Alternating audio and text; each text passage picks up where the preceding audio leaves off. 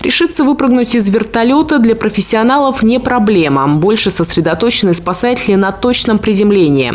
Многие сегодня должны были десантироваться на конкретную площадку. И сегодняшняя погода задачу усложнила. Работали спасатели при сильном ветре. У меня задача прыгнуть в радиус в круг 25 метров диаметром, прийти в точку, которая ближайшая к мату, скажем так, к точке приземления основной для всех парашютистов.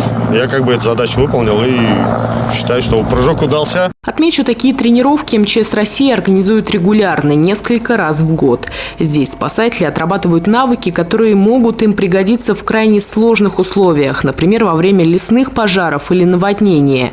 В этих ситуациях не всегда спасатели могут использовать машины, тогда на помощь вылетает вертолет со спасателями-десантниками.